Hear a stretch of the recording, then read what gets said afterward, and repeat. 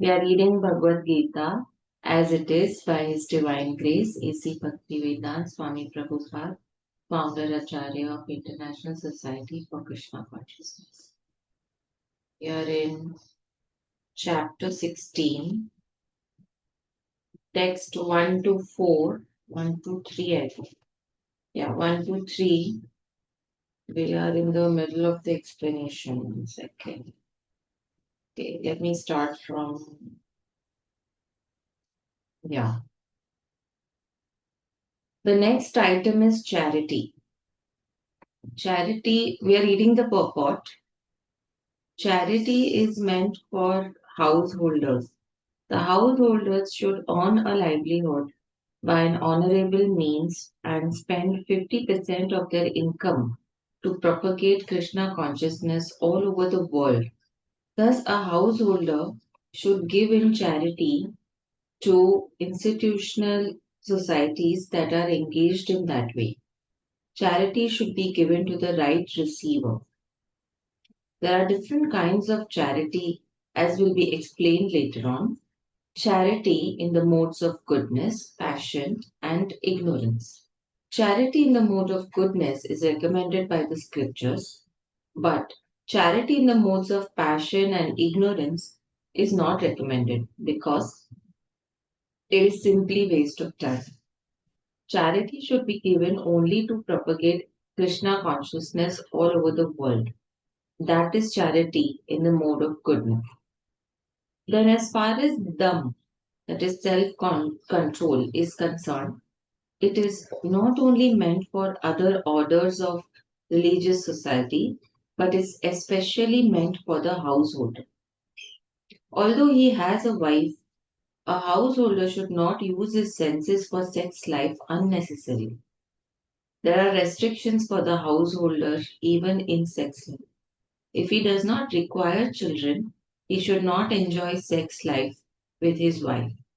Modern society enjoys sex life with contraceptive methods or more abominable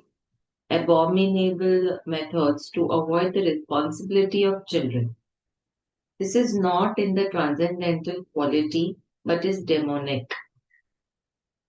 If anyone, even if he is a householder, wants to make progress in spiritual life, he must control his sex life and should not beget a child without the purpose of serving Krishna. If he is able to beget children who will be in Krishna consciousness, one can produce hundreds of children, but without this capacity, one should not indulge only for sense pleasure. Sacrifice is another item to be performed by the householder because sacrifices require a large amount of money. Those in other orders of life, namely Brahmacharya, Vanaprastha, and Sannyasi, have no money. They live by begging. So, performance of different types of sacrifice is meant for the household. They should perform Agnihotra sacrifices as enjoined in the Vedic literature, but such sacrifices at the present moment are very expensive and it is not possible for any householder to perform them. The best sacrifice recommended in this age is called Sankirtan Yagna. This Sankirtan Yagna, the chanting of Hare Krishna, Krishna Krishna, Hare Hare, Hare Ram, Ram Ram, Hare Hare, is the best and the most inexpensive sacrifice. Everyone can adopt it and derive benefit.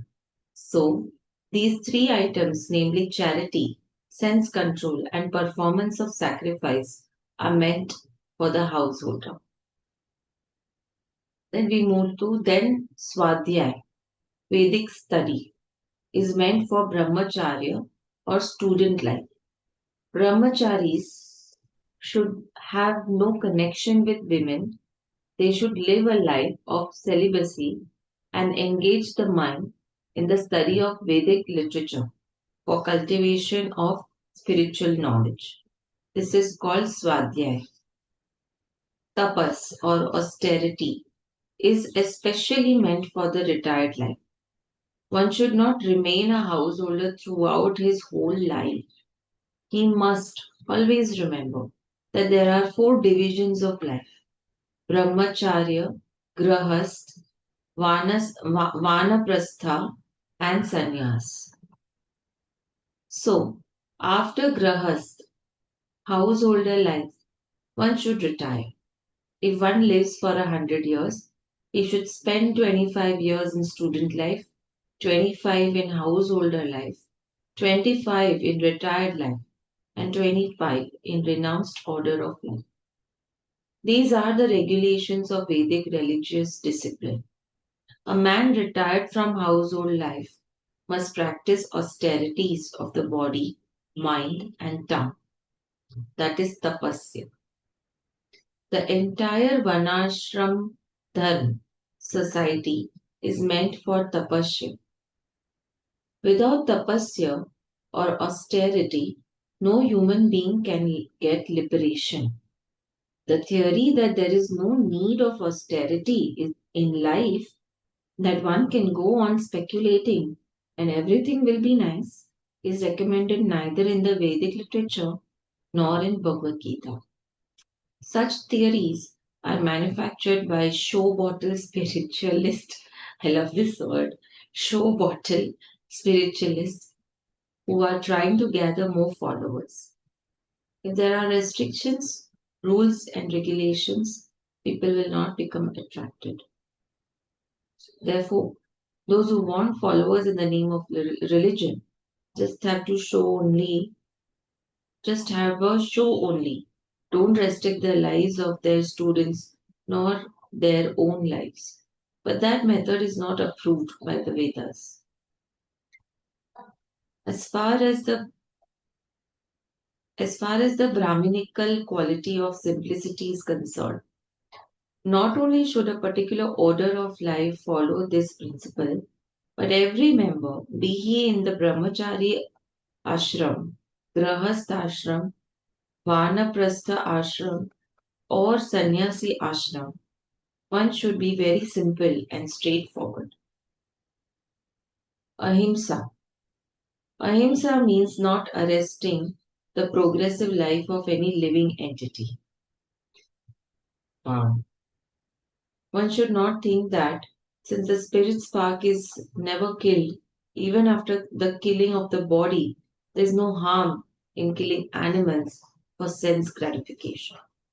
People are now addicted to eating animals in spite of having an ample supply of grains, fruits, and milk.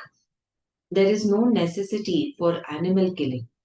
This injunction is for everyone. When there is no alternative, one may kill an animal, but it should be offered in sacrifice. At any rate, when there is an ample food supply for humanity, persons who are desiring to make advancement in spiritual realization should not commit violence to animals. Real ahimsa means not checking anyone's progressive life. The animals are also making progress in their evolutionary life by transmigrating from one category of animal life to another. If a particular animal is killed, then his progress is checked. If an animal is staying in a particular body for so many days or so many years and is ultimately killed, then he has to come back again in that form of life to complete the remaining days in order to be promoted to another species of life. So their progress should not be checked simply to satisfy one's palate. This is called ahimsa. Satyam. The word means that one should not distort the truth for some personal interest. In Vedic literature, there are some difficult passages, but the meaning or the purpose should be learned from a bona fide spiritual master. That is the process of for understanding the Vedas. Shruti means that one should hear from the authority. One should not construe some interpretation of his personal interest. There are so many commentaries on Bhagwat Geeta that misinterpret the original text. The real import of the word should be presented, and that should be learned from a bona fide spiritual master. Akrodh means a check anger. Even if there is provocation, one should one should be tolerant, for once one becomes angry, his whole body becomes polluted. Anger is a product of the mode of passion and lust. So one who is transcendentally situated should check himself from anger. Apaishuna means that one should not find fault with others or correct them unnecessarily. Of course, to call a thief is not fault finding, but to call an honest person a thief is very much offensive for one who is making advancement in spiritual life. Re means that one should be very modest and must not perform some act which is abominable. Akalpam, akap, no, sorry, achapalam, achapalam, determination means that one should not be agitated or frustrated in some attempt. Yes, there may be failure in some attempts, but one should not be sorry for that. He should make progress with patience and determination. The word tejas used here is meant for kshatriyas. The kshatriyas should always be very strong to be able to give protection to the weak.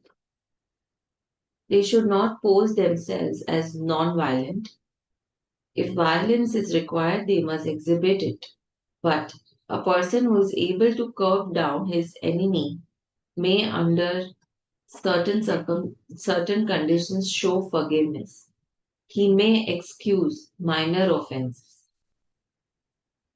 Shaucham means cleanliness, not only in mind and body, but in one's dealings also.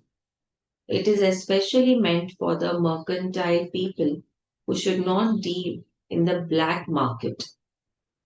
Nati manita, nati manita, not expecting honor, applies to Shudras, the worker class, which are considered according to Vedic injunctions to be the lowest of the four classes. They should not be puffed up with unnecessary prestige or honor and should remain in their own status. It is the duty of the Shudras to offer respect to the higher class for the upkeep of the social order. All these 26 qualifications mentioned are transcendental qualities. They should be cultivated according to the different statuses of social and occupational order. The purport is that even though material conditions are miserable, if these qualities are developed by practice by all classes of men, then gradually it is possible to rise to the highest platform of transcendental realization. Wow. Let's move to text 4. Pride, arrogance, conceit, anger, harshness, and ignorance. These qualities belong to those of demonic nature, O son of Pratha. Let's read the purport. In this verse, the royal road to hell is described. Royal road to hell. Wow. The demonic want to make a show of religion and advancement in spiritual science, although they do not follow the principles.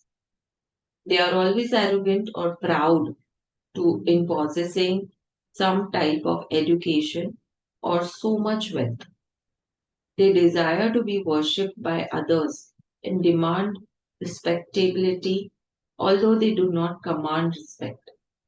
Over trifles, they become very angry and speak harshly, not gently. They do not know what should be done and what should not be done. They do everything whimsically according to their own desire, and they do not recognize any authority.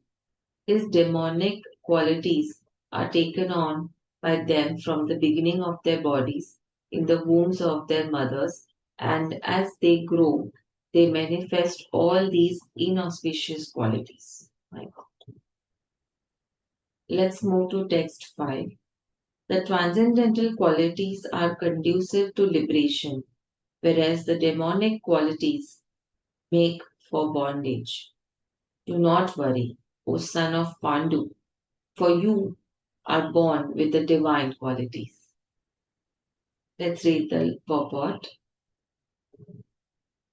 Lord Krishna encouraged Arjun by telling him that he was not born with demonic qualities.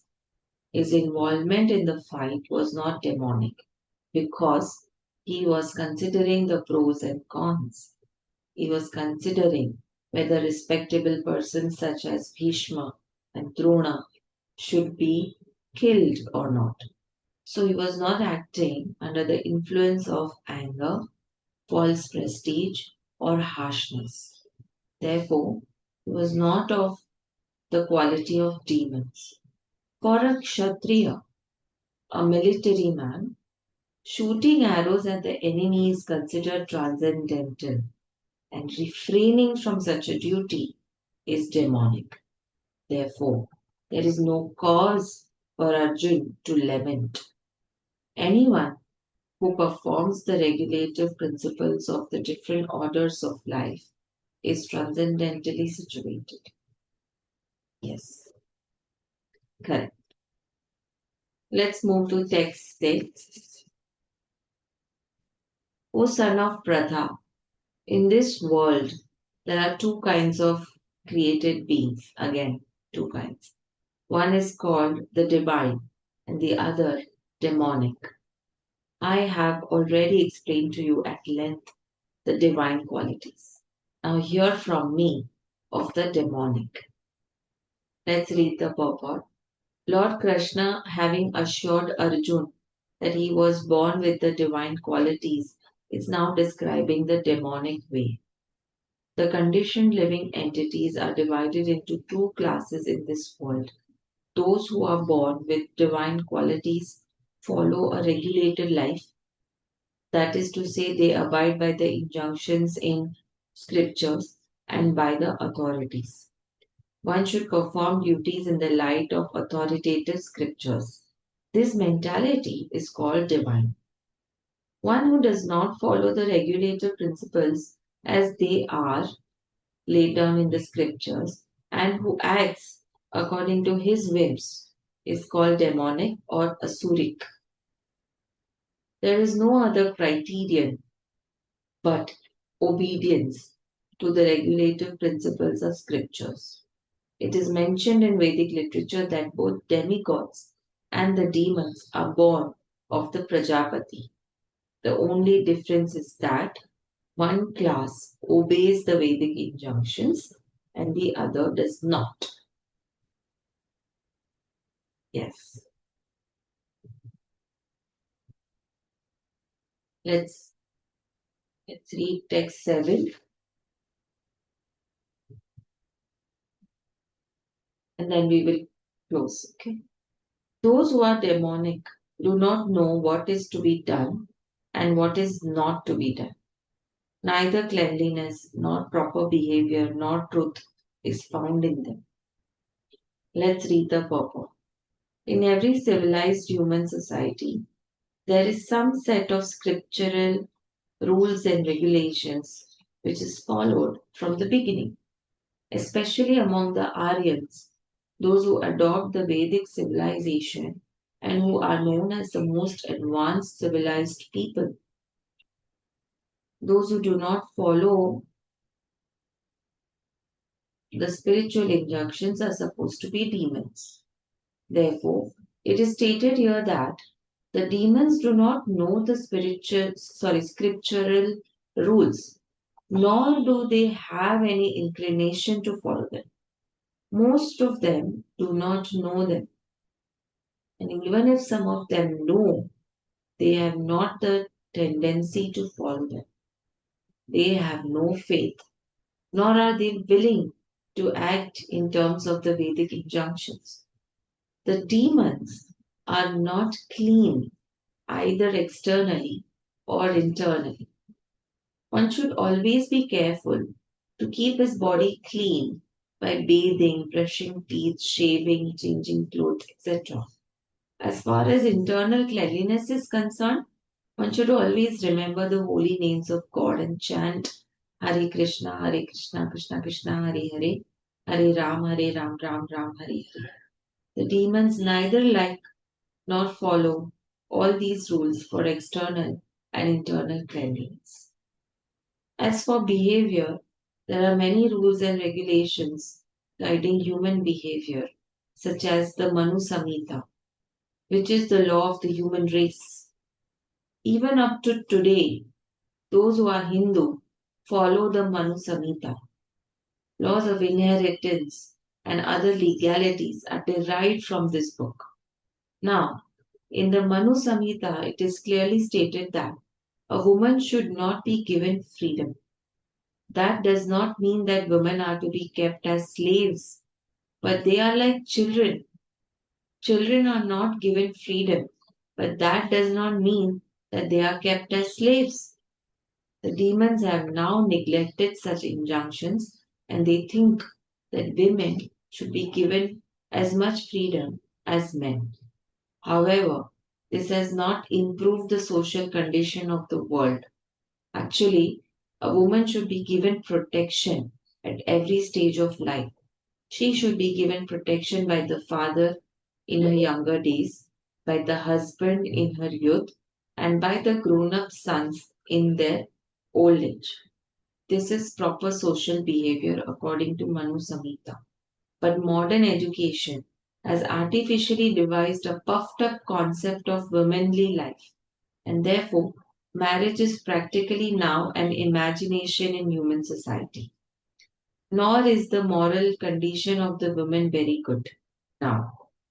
The demons, therefore, do not accept any instruction which is good for society, but they do not follow the and because they do not follow the experience of great sages and the rules and regulations laid down by the sages, the social condition of the demonic people is very miserable. Yes. Wow. Let's end here with Hare Krishna Mahamantra. Hare Krishna, Hare Krishna, Krishna Krishna, Hare Hare, Hare Ram, Ram Ram, Hare Hare. Hare Krishna, Krishna Krishna, Hare Hare, Hare Ram, Ram Ram, Hare Hare. Let's do some Radha Jap. Radha, Shri Radha, Radha, Shri Radha, Radha, Shri Radha, Radha, Shri Radha. Hare Krishna.